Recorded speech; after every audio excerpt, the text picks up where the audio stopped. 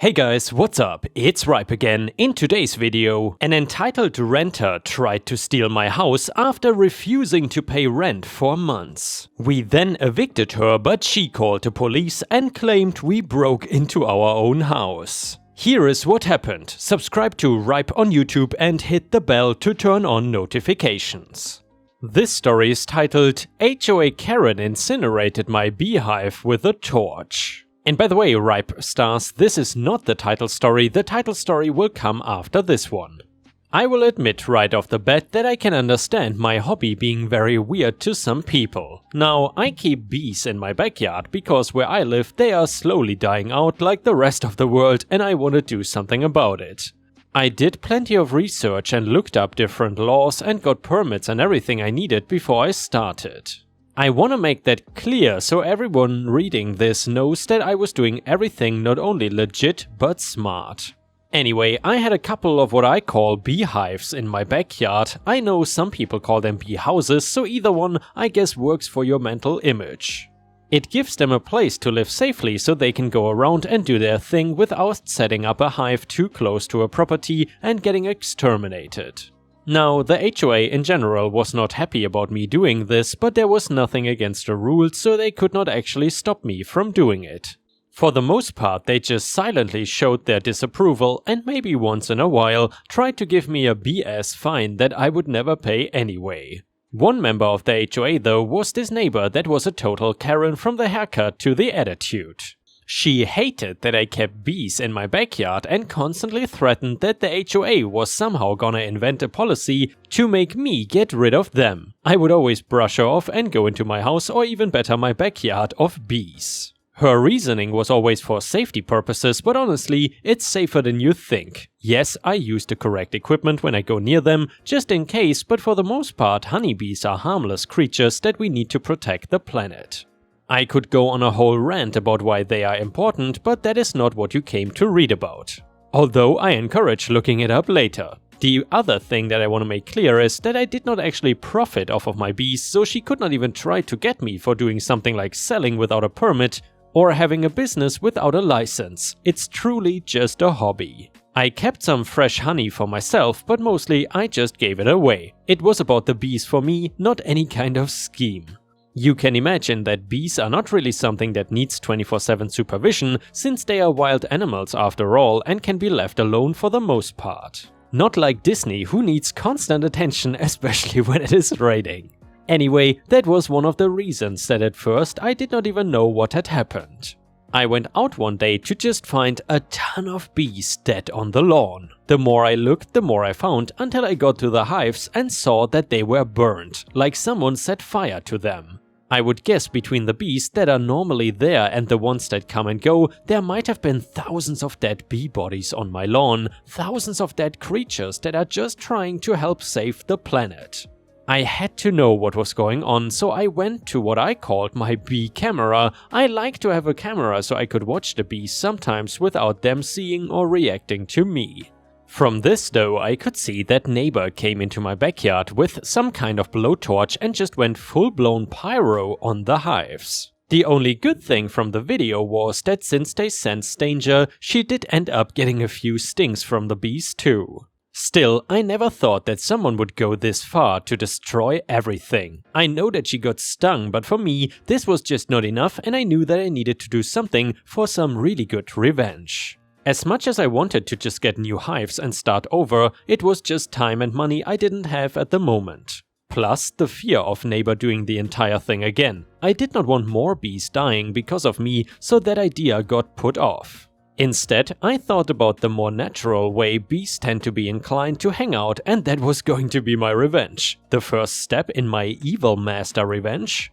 Planting milkweed. I know it does not sound very exciting, but bees are attracted to this stuff like crazy, and I made sure to plant some on the property line and maybe even a little bit over onto neighbor's property. Then I hooked up one of my sprinklers to a large fish tank that I filled with sugar water. It sprayed all over the side of my yard and of course near her lawn as well. But to her, it probably just looked like water, so there was no reason she would throw a fit. She was too busy gloating anyway about how my bees were gone. It took a few days, but soon the bees started to come again and swarm all over the side of my yard and the neighbor's property. She was furious, and I would say not a complete idiot, so she realized what was attracting them only after a little while. The best part of this revenge was not even that she would get confused or never know it was me behind the whole thing. That is not how I like to dish out my revenge. I wanted her to know that it was me and for her to be able to do nothing about it at all. I have not mentioned about the rest of the neighborhood in this entire situation, and I think it is time I do. They knew my bees were all dead, and some of them were actually sad about it because they liked the free honey. I never told anyone directly though that she was the one that killed them, only that I found them all dead on my lawn and their hives were burned. Neighbor was going around like it was an accident that was a blessing for everyone because it got rid of the bees. I did not want her pegged as the lady that was taking a blowtorch and killing the bees, because now, if she killed the bees in her yard, everyone would put 2 and 2 together. They were only there during the day, so she could not do anything except for dealing with the bees using her property the way intended. She could not do the same thing again because it was broad daylight when the bees are out, and the neighbors seeing her with a blowtorch would ruin how she wants to be seen. She also could not call an exterminator because they did not have a hive on her house, so they were free to just roam. I might consider rebuilding one day, but if I do, I have to make sure that it will be safe for the bees. The revenge was more for them than it was for me. I was just the one that really got to enjoy taking my neighbor down a few pegs. Good luck to her trying to somehow use her HOA power to ban wild bees from the neighborhood. Maybe I will go to a meeting though and raise the question of neighbors having access to certain dangerous tools that might be unsafe for the area, like blowtorches. And yeah, Ripe Stars, I gotta say, that would definitely be the next step of an entitled tyrannic HOA to not allow bees in the neighborhood. I've been living with my wife in this big house for a few years now. The reason why we wanted a big house was that we wanted many kids. Unfortunately, I am infertile, and until we decide to adopt, this big house is empty. We often had friends staying over or some other people that needed a place to stay, but nothing more permanent. The house is very big. Besides the kitchen, bathroom and other necessary rooms, there are 4 bedrooms. We both got tired of living alone in this graveyard silence. Every day I wake up and I see this big empty house. I keep thinking of the kids we could have had, so we decided to rent out 1 bedroom. I posted about it on the neighborhood's Facebook and told a few neighbors so they could spread the word around. After a few days, a woman showed up at our door. She was 23 years old, a beautiful person with an amazing smile. She told us that she desperately needs a place to stay because since the pandemic she had to work from home and her parents were very loud and they kept disturbing her. It's not that I believed her or not, but I didn't care. I was just glad we found someone. I emptied these drawers for you.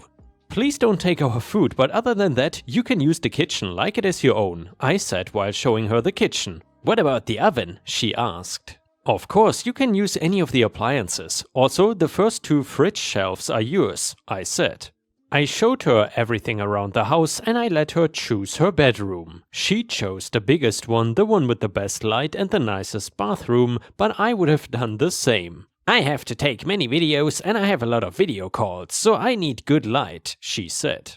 I'm glad that this room fits your needs, I replied smiling. I left the room and I let her install herself in her new room. I went into the kitchen because I was really hungry and I made my wife and me 2 chicken sandwiches and a cup of coffee for each. She had something to do upstairs, so I decided to prepare everything. As I was looking for something to watch while eating, she came and took a sandwich from the plate. What are you doing? I asked, looking at her angrily. I assumed that this was for me.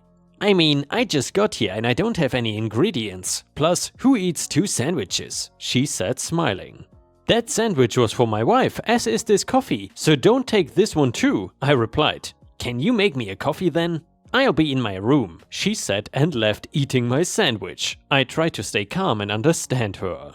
I mean, she was hungry and she had nothing to eat. It's not that big of a deal. I made another sandwich for my wife and we found something to watch, enjoying our food and coffee. Suddenly we hear someone running down the stairs and then I see her coming towards me. Where's my coffee? She asks angrily. "What?" I asked, laughing. "My coffee. You said that you will bring me coffee," she said. "I never said that. You can make yourself a coffee. I will show you how to use the coffee machine. Now, if you excuse me, I'm watching something with my wife," I said, shocked by what just happened. She just ran back upstairs and did not say another word. When night came, we went into our bedroom and went straight to sleep. I woke up in the middle of the night because I could hear loud music. My wife was still sleeping, so I guess these are the advantages of being a heavy sleeper. I got out of my bed and went into the hallway. The loud music was coming from her room. I decided to knock on the door and make this stop. And by the way, Ripe Stars, sorry if you hear the rain in the background, but currently it is raining pretty hard here in Thailand. "Anyway, what's wrong?" she asked, opening the door after I knocked 5 times. "The music, it's too loud," I said. "I'm allowed to do whatever I want. It's my room," she shouted at me. "It's my house, Karen," I said, almost screaming at her. "Turn the music off," I added and left. So she turned off the music and I happily went back to sleep. The next morning I go downstairs and I see her eating some of the pizza that my wife made the day before. I try to ignore her, but when I look better I see that she is drinking from my cup. "What are you doing?" "That's my cup," I shouted. "Oh, I'm sorry. I forgot to bring any cup with me, and I wanted to drink some coffee," she replied, smiling. "First of all, I told you that you're not allowed to eat our food, and you're eating our pizza." My wife heard my shouting and screaming, and she came downstairs looking very worried. "What happened? What's wrong?" she asked. "Karen is drinking from my cup, drinking our coffee and eating our food," I said again. "Dear, it's okay. I will quickly bake another pizza for us and brew you some coffee in your favorite cup. Forgive her this time," said my wife as calmly as possible. I did not want to upset my wife, so I agreed with her and I did not say anything else. Everything went well until midday when a bunch of guys entered the house. They were dirty looking, did not leave their shoes after entering the house, and they were loud and annoying. They all went into Karen's room and a party began. My wife and I are working from home, so it was impossible to work with the loud music and all the other noises that were coming from her room. I went and knocked a few times at the door until one of those men opened it. "What's the problem, old man?" he asked. "Can you please turn down the music?" "My wife and I are working and we cannot do it in these conditions," I said calmly. "Unfortunately, we are having a party," he replied and closed the door. After all of these people left, I went back to Karen's room. I knocked a few times and no one answered, and right when I was about to leave, she shouted, "Come in." I opened the door and I was shocked. The walls were dirty and with holes in them. There was a broken chair on the floor and it smelled horrible. She was laying on the bed with her laptop camera on. "I'm working and I only took a break to talk to you." And by the way, Ripe Stars, after I read this story, because it was submitted by a viewer, I had to ask him what sort of job Karen was actually doing. And as you might guess, it certainly had to do with the adult industry. "Anyway, what's the problem now?" she asked. "Karen, you cannot act like this. This is our house and you cannot just do what you want. You cannot bring strangers into the house at these times, always listen to music loudly, and you cannot ruin my room," I replied. "Got it. Now, if you excuse me, I have work to do," she said. I left the room confused and not knowing what to do. I told my wife everything and she was just as upset as me. But she tried calming me down. A few months have passed since Karen has been living with us, a few months since nothing changed and the music is always loud and strangers always come into our house. Sometimes in the middle of the night. She only uses our things and never buys her food, but also she has not paid her rent for 4 months. We tried to be good people and help her. We won't use that room anyway, and we would not die of hunger if we shared our food with her, but her carelessness is what's really the most annoying. After all of this, we finally decided to kick her out. "Karen, we have to talk," I told her while we were all at the table drinking our morning coffee. "Tell me," she replied, "you have to leave. We are not able and willing to have you here anymore," I said. "What? Why? And where should I go?" she asked angrily. "We are sorry, but it's just too much," said my wife. "You're going to regret this," said Karen, and she ran into her room. A few minutes later, a police car stopped in front of our house. Karen ran outside and started screaming and shouting. "These two broke into my house. Please arrest them, officer. I am scared," Karen shouted, crying. The police officers entered the house and asked us to explain what was happening. We explained everything and showed them proof that the house was actually ours. Obviously, the police officers did not need much more explanation. They asked Karen to leave the house as soon as possible. After the police left, Karen took all of her things and left, and we were finally free of her. We then started cleaning and repairing the room. Everything was broken and dirty. The whole cleaning and repairing process took a few days, but we were finally done. It was Sunday evening. My wife and I were watching a movie in the living room when we heard a loud noise. A car drove right into our living room, almost killing us both. I quickly called the police and then ran to see the driver. It was Karen. "I told you that you're going to regret it," she said, barely being able to talk. "You're drunk, Karen," I said, shouting. "What's wrong with you?" I then added. The police showed up in the shortest time and arrested Karen immediately. She was arrested because she was driving drunk and without a license, and also for damaging our house and putting our lives in danger. After she was arrested, that is when we were finally safe. And yeah, Ripe Stars, I guess if you have renters, it really pays off to know who you are renting a room to, because if it is a maniac like this Karen, you won't have a peaceful life anymore. Really scary stuff. Anyway, let's move on to the next one. This one is titled Dollar Store Insanity with Karen. My first time posting here, a little bit of a backstory. I am an armed security officer at an outdoor mall, so I get a call from a dollar store where everything is $1. You know the one. Anyway, the manager calls me and says that a minor attempted to steal in the store and the mother is causing a scene with other kids present. So I arrive and walk in and I see 8 kids and 1 mother, all yelling. I raise my voice and loudly exclaim, "Quiet right now!" Well, Mama Karen turns around and tells me not to yell at her kids. I tell her that I apologize, but I couldn't follow what was going on and would she kindly explain what was going on. She then proceeds to get an attitude and say that the store manager accused her child of stealing. I look to the manager, whom I've known for years, and say, "Ma'am, is this accurate?" She responds, "Yes, sir. The child," points to said child, "has a candy bar and drink." So I look to the mother and ask if she can ask the child to empty his pockets. She refuses, so in order to at least resolve the situation, I ask her and the children to step outside the store so that they won't be bothered by the staff of the store. In all honesty, this was just to get them out of the store. So now that we are outside, I get a text from the manager on our work phone that we carry, and it is a request to ban them from the store.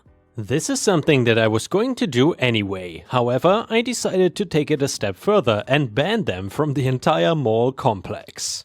I got the paperwork with me to do this and begin writing out the property ban and trespass warning for her. I ask her name for my report so that I can take it up with corporate, and she seems very happy at that and gives me her name. I put her information on my report and the property ban and trespass work. Just to clarify, I do have to notify property management of what I had to do, so I did not lie to her. So then I tear off her copy of the trespass and property ban and she explodes at me. "You cannot do this. You don't have the authority to do this. I'm calling the police. My husband works there." So I politely tell her to make the call and I'll be glad to wait for them to arrive. She makes the call and about 10 minutes later, the police arrive with several officers. I explain to the sergeant that has arrived of what is going on and he looks bewildered and says, "She is throwing a fit over that? Seriously?" He then goes to her and asks for her side. She starts waving the paper that I gave her in the officer's face and says, "This is illegal. He cannot do this." So the officer looks at the paper and then at her and says with the most polite and charming smile that is hiding a laugh, "Ma'am, this is valid and according to this, you are banned from the property." She screams and says, "But how will I do my kids' shopping?" The officer tells her that she will have to go to another mall 45 minutes away. She huffs and calls her husband, who arrives shortly. He does indeed work for the police department and he speaks to me and looks at the paperwork. He then looks at his wife and says, "I'll see you at home. We are gonna talk about this." She then leaves crying with the kids. The husband turns to me and shakes my hand and tells me that he is sorry for her causing trouble. 2 weeks later, I get a commendation from my company and the owners of the mall over the incident. And the next one is titled Walmart Petty Revenge Done Right. I work dispensing in Walmart, pretty whatever job aside from the occasional a-hole. Today though, a guy came up to me into my dispensing area while I was prepping an order, and since my other associates were on break, I needed to do it quickly. All I did was literally tell this guy to move his cart back like not even 5 feet. I literally told him like 7 times just to move back, and that was literally all of it. Out of nowhere, this guy just calls me a damn idiot, so I go and dispense the order I was doing with a smile because I was about to be very petty. When I got back, the cart was magically where I wanted it to be. That did not change what I was gonna do though. He asked if I was gonna take his order, to which I said, if I'm such an idiot, have someone else do your order.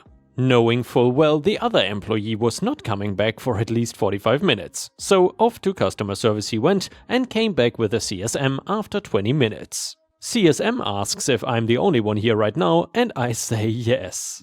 CSM asks if anyone can do the order, I say I don't know. CSM goes and gets 2 managers somehow, and they spend like literally 30 more minutes finding someone to find this guy's order. From what I overheard, the guy at the back was having trouble finding his order, so that probably got him even more heated. After almost an hour, he finally gets his order and it's like a blender or some crap. He literally would have to wait a maximum of 10 minutes if he had just been kind to me. I was honestly really surprised no manager talked to me after the fact, or maybe they are just working on firing me right now. Either way, I was proud of myself for finally standing up for myself and not just letting customers walk over me.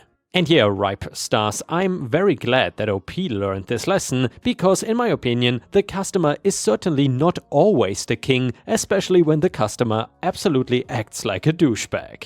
Either way, thank you so much for watching. I hope to see you again tomorrow.